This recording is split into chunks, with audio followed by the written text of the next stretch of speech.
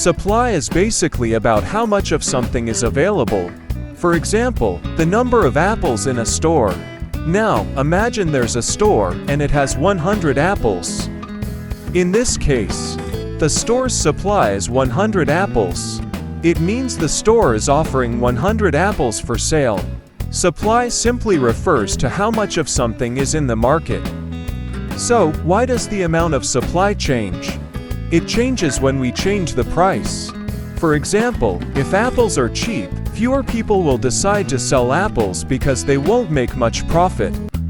But if the price goes up, people want to sell more apples because they can make more money. Here's another example. If apples are sold for 1 teraliter in a store, maybe the shopkeeper only brings 50 apples.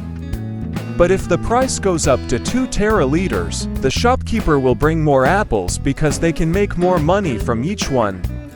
In this case, the supply increases.